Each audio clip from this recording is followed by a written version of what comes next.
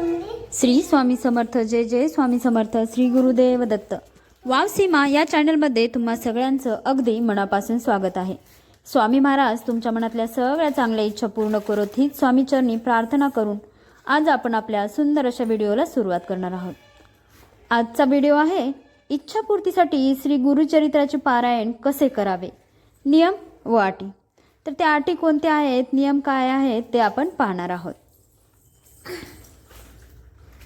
गुरुचरित्र पारायण वाचण्याची संधी मिळाली तर भाविक आवर्जून या संधीचा लाभ घेतात. या ग्रंथाचे 52 अध्याय आहे तर काही ग्रंथात 53 अध्याय आहेत. श्री दत्तात्रेय महाप्रभूंनी नामधारक अति सामान्यांना गुरुप्रणीत मार्ग मिळावा म्हणून श्री गुरुचरित्र सांगितले आहे. श्री गुरुचरित्र हा 5वा वेद मानला जातो. श्री गुरुचरित्र हा साधा ग्रंथ नसून देवी शक्तीने भरलेला सिद्ध मंत्र रूप महाप्रसादिक आणि वरद ग्रंथ आहे. असे सांगितले जाते की गुरुचरित्राचे पारायण हे अंतकरण शुद्ध करत असताना केलेले चाल शकते.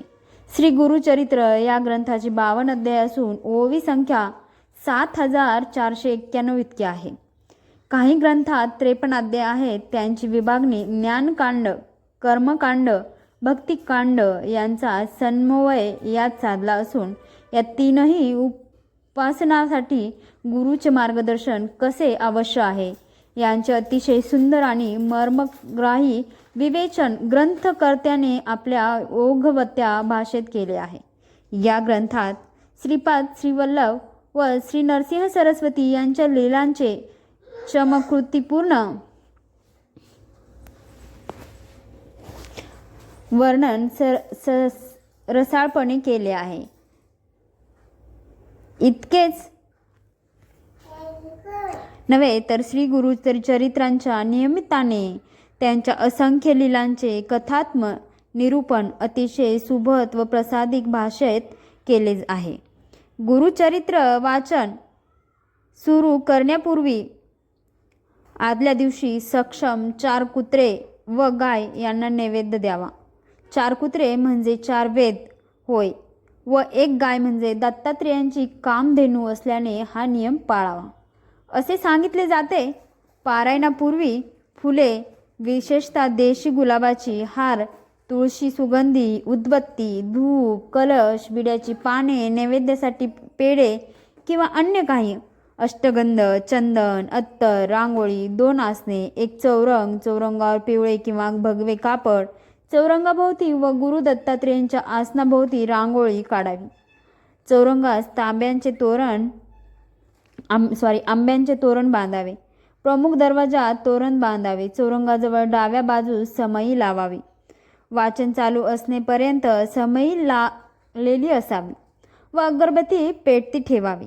पारायणास बसण्यापूर्वी गावातील दत्त मंदिरात अथवा जवळच्या श्री स्वामी समर्थ केंद्रात जाऊन विडा, सुपारी व नारळ ठेवून सदर पारायण उपस्थित राहण्यासाठी देवास प्रार्थना करावी. घरातील वडील मंडळीस नमस्कार करून पारायणासाठी आसन ग्रहण करावे. प्रथम अथर्व शिष्य वाचावे. 1 माळ गायत्री जप, 1 माळ श्री स्वामी समर्थ जप अथवा दत्त मंत्र म्हणावा. गुरुचरित्र सप्ताह करताना प्रारंभ शक्यतो शनिवारी व सांगता शक्यतो शुक्रवारी करावी. कारण शुक्रवार हा नरसिंह सरस्वती महाराजांचा निजानंद गमनांचा दिवस आहे. श्री गुरुचरित्र वाचण्यापूर्वी आदल्या दिवशी 1 गाय व 4 कुत्रे यांना गव्हाच्या पोळीचा नैवेद्य खाऊ घालावा. श्री गुरुचरित्रचे वाचन पूर्व किंवा उत्तर दिशेला तोंड करून करावे.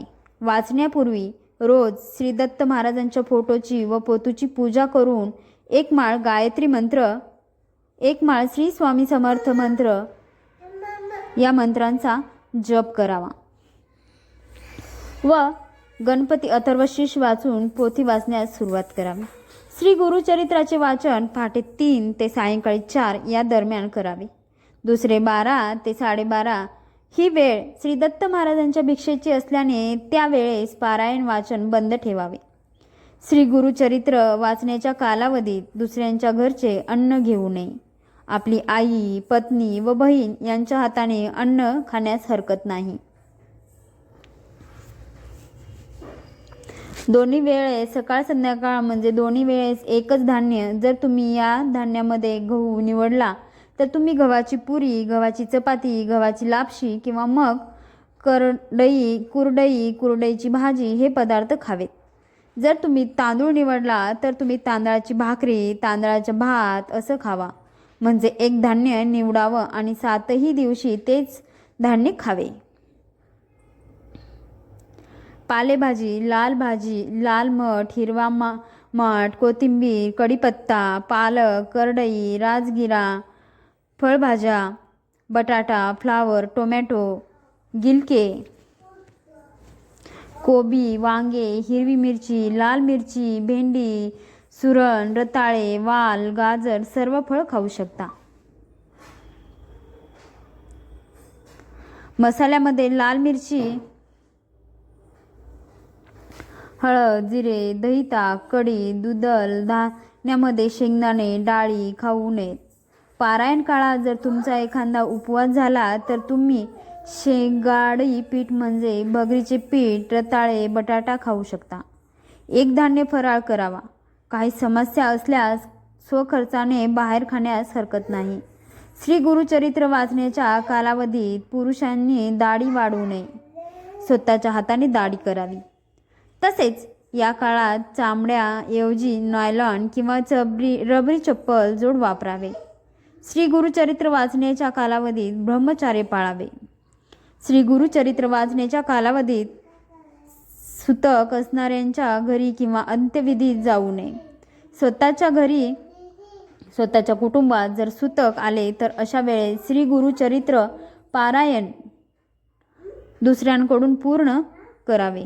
अर्धवट सोडू नये. वेळोवेळी गोमूत्र शिंपडावे. सप्ताह कालावधीत रोज सकाळी व संध्याकाळी श्री गुरुचरित्रांच्या पोथीस नैवेद्य दाखवून आरती करावी. रोज रात्री झोपण्यापूर्वी श्री विष्णू सहस्रनाम वाचावे. पहिला दिवस अध्याय 1 ते 9, दुसरा दिवस अध्याय 10 ते 21, तिसरा दिवस अध्याय 22 ते 29, चौथा दिवस अध्याय 30 ते 35, पाचवा दिवस अध्याय 36 ते 38, सहावा दिवस अध्याय 39 ते 43, सातवा दिवस अध्याय 44 ते 53. श्री गुरुचरित्र सप्ताह हा 7 दिवसांचे एक पारायण या पद्धतीने करायचा असतो. परंतु 21 दिवसात 3 पारायण, 39 दिवसात 7 पारायण करण्याच्या देखील पद्धती आहेत. श्री गुरुचरित्र 3 दिवसात वाचायचे असेल तर पहिल्या दिवशी 24 पूर्ण, दुसऱ्या दिवशी 37 पूर्ण अध्याय वाचावे आणि तिसऱ्या दिवशी 53 पूर्ण क्रम ठेवावा. 7 दिवसांच्या सप्ताहातील 8व्या दिवशी सांगता करावी. सांगतेच्या दिवशी सकाळी 10 ते 10:30 वाजता श्री दत्त महाराज, श्री कुलदेवता, श्री स्वामी समर्थ महाराज व एक श्री गुरु